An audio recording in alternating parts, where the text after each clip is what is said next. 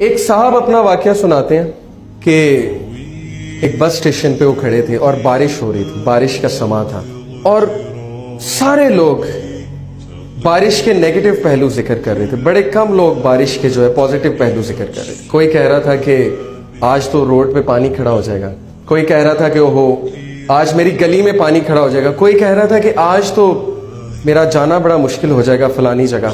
اور وہ کہہ رہا تھا کہ سب کے ہاتھ اس طرح تھے، سب کی فائلز اوپر تھیں، سب کے بیگز اوپر تھے، بارش سے اپنے آپ کو بچا رہے تھے۔ ایک صاحب تو جیب سے نوٹ نکال کر جو ہے نا ان نوٹ کو سکھا رہے تھے، ان کو یہ فکر لگی تھی کہ نوٹ جو ہے بھیگ گئے۔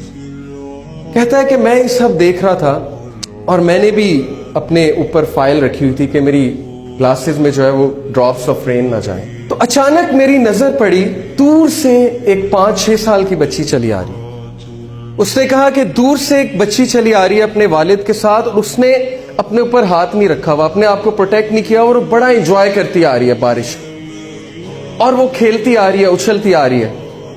جب بس سٹاپ پہ وہ پہنچی تو میں نے دیکھا کہ سب کے ہاتھ اس طرح تھے، لیکن اس بچی کے ہاتھ اس طرح تھے۔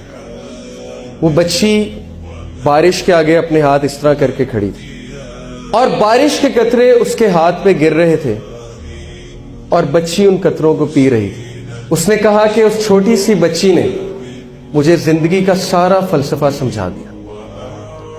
اس نے کہا یہی ہوتا ہے، بارش اسی انٹینسٹی کے ساتھ، اسی کوالٹی کے ساتھ سب پہ گر رہی ہے، لیکن کوئی اس سے بچ رہا ہے اور کوئی اسے انجوائے کر رہا ہے، اور وہ بچی اسے پی بھی رہی ہے۔